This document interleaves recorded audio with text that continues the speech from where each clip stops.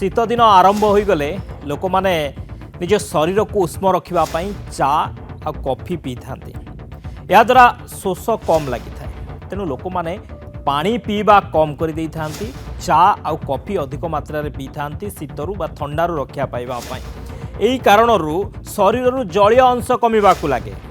आपण जानिछंती कि चा किंबा कॉफी अधिक परिमाण में जदि आपण पिउछंती आपणक गंठी और हाड़ उपर यार खराब प्रभाव पड़ी था। अधिक चा पीवा द्वारा शरीर में शर्करा परिमाण बढ़ी जाए एवं शरीर शुष्क हो जाए। रायपुर एम्स हॉस्पिटल ऑर्थोपेडिक एवं injury surgeon doctor Dushyant Chauhan से कहते जे ठंडा दिने चा किंबा कॉफी अधिक परिमाण में पीवा उचित नुहे एथिरु बंचिबापी कौन करवा जरूरी ए संपर्क से कहते जे जदि आपण गरम चा पीउछंती या आपणक हाड़ को ठंडा करिपारे एक कथा अजब लागिपारे किंतु या पछरे एक कारण अछि। शीत दिन आसीबा मात्र आमे निजको उष्म रखिबापी अत्यधिक चा किंबा कॉफी पीवा आरंभ करदेउ आ ठंडा लागिबा कारणरू आमे पानी पीवा कम करदेउ जोंथिपाई शरीर शुष्क हेबाकू लागे। शरीर शुष्क हेले आंठू मध्यरे थिबा कार्टिलेज सुखिबाकू लागे। यह द्वारा दुई हाड़ परस्पर सह घसी होई जंत्रणा देई थाए। तेणु शीत दिने शरीर को उष्म रखिबा एवं हाड़ उपरे अत्यधिक चाप रखिबा पई चा किंबा कॉफी सीमित परिमाण रे पीवा उचित। चा कॉफी पीवा पूर्वरु पानी पियंतु। डाक्टर चौहान कहिसेंती जे शीत दिने चा और कॉफी निश्चित भावे पीवा उचित किंतु ए चा और कॉफी पीवा पूर्व प्रचुर परिमाण में पानी पियंतु। यह आपणक कार्टिलेज गुड़िक शुष्क न होई सुस्थ रखि थाए कार्टिलेज गुड़िक। तेणु जदि आपण चा किंबा कॉफी पिउछंती तेबे पूर्वरु प्रचुर पानी पियंतु भल भाव पानी पियंतु। यह केवल आपणक शरीर को हाइड्रेट रखिबो नाही बरं शीत दिने आंठू जंत्रणारु मध्य मुक्ति देबो। तेबे आपण शीत दिने अत्यधिक चा किंबा कॉफी पिउथिले सावधान हो जातु जे ये आपणकर आंठू गंठी समस्या मध्य बाहर करि पारे। आपणकर आंठू जो गंठी एथिरे जंत्रणा अनुभव हो पारे कहीं ना ये जो चा आमे कॉफी एवं चा पिउछे शीत दिने या द्वारा कौन होना हाड़ गुड़ी को ये ठंडा कर दूची। शीत दिने आसवा मात्र आमे निजको उष्म रखापी चा कॉफी पी था आ पानी कम कर दो। चा कॉफी अधिक पिउछे पानी कम कर दूचे जहाद्वारा कि एभली समस्या देखा देउछि। कार्टिलेज आम जो आंठू मध्य थिबा कार्टिलेज एथिरे समस्या देखा देउछि। कार्टिलेज गुड़िक सुखी जाउछि जोथिपाई कि आंठू गंठी जंत्रणा भली समस्या मध्य देखा देउछि। संपर्क में अधिक आलोचना करबा आम सहित डाक्टर परेश चंद्र दे अस्थिशल्य विशेषज्ञ फोन लाइन जोड़ी होती। डॉक्टर दे आपको स्वागत करुच्ची नंदीघोष टीवी की। डॉक्टर दे ये जो Raipur AIIMS hospital orthopaedic doctor कहते जे शीत दिन आम चा और कॉफी अधिक परिमाण में पीऊ था ठंडारू रक्षा पाइबापी एवं ए अधिक परिमाण में चा कॉफी पीवा द्वारा ये आमर आंठू हाड़ ए आंठू गंठी उपरे गोटे प्रभाव पकाउछि खराब प्रभाव पकाउछि जंत्रणा अनुभव होउछि या पछर रहस्य कौन? नमस्कार आज्ञा ये जो कैफीन आमे चा बा कॉफी पीउछु आज्ञा ता देहरे कैफीन अंशटा होची डायूरेटिक इफेक्ट बे थाए किछिटा हमर पानी अंश कमे दे परिस्रा रे पानी बाहरी जाए।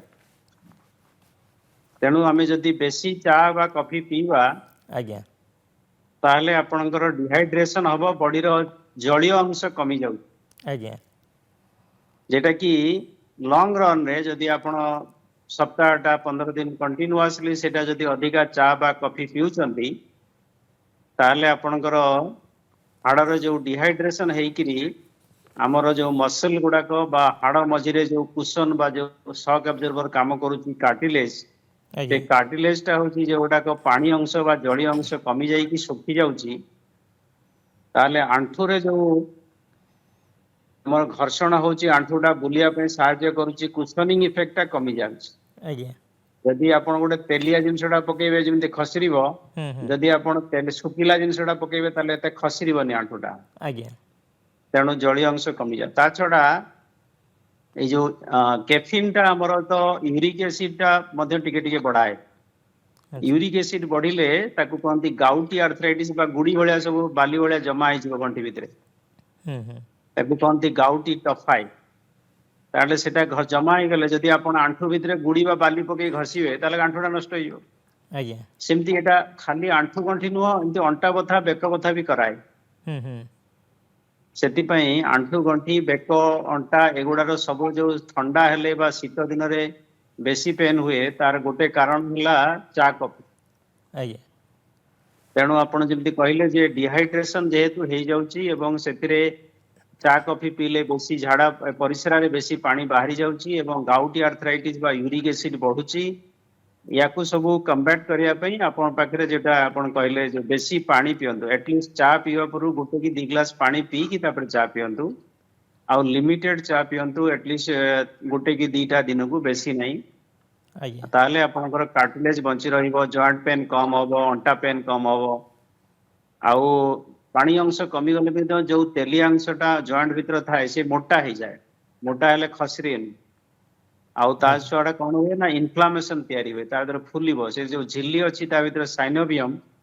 से साइनोमियम गुडा फुलिकिरी साइनोभाइटिस को पळेबो बा आर्थराइटिस आउरी बेसी पेनफुल हे जिवो आज्ञा जदि जनकर ऑलरेडी आर्थराइटिस अछि से आउरी बढ़ी जिवो आज्ञा आज्ञा सर बहुत बहुत धन्यवाद सर आलोचना डाक्टर परेश चंद्र देते अस्थि शल्य विशेषज्ञ आम सहित संपर्क अधिक आलोचना करुले शीत दिने अधिक चा किंबा कॉफी जदि अधिक परिमाण में पीउछंती ताले आपण गंठी और हाड़ आंठू गंठी हाड़ ठू आरंभ करी शरीर जिते जॉइंट रही जॉइंट पेन होबार संभावना रही थाए अधिक चा पीवा द्वारा शरीर में शर्करा परिमाण बढ़ी जाए और शरीर शुष्क हो जाए तेज रायपुर एम्स डॉक्टर कहवा कथा जे अधिक परिमाण में ठंडा दिने आम चा किंबा कॉफी जो पीऊे या द्वारा आमर आंठू गंठी समस्या देखा दे थाए हाड़ एवं जो जॉइंट पेन ये समस्या देखा मिलता है जदिओ आपण गरम चा पीउछंती आपण हाड़ को ये ठंडा करुछि गरम चा पीउछंती किंतु ये हाड़ को ठंडा करुछि या पछर कारण मध्य रही जितेबाला आपण शरीर को उष्म रखापी चा पीउछंती किंतु ये आपण हाड़ को ठंडा करुछि जो कारण एभली समस्या देखा देउछि शरीर शुष्क होबार लागी शरीर शुष्क हेले आंठू मध्य थिबा जो कार्टिलेज ये कार्टिलेज गुड़िक मध्य सुखिबाकू लागुछि जोथि पई कि ए समस्या देखा देउछि।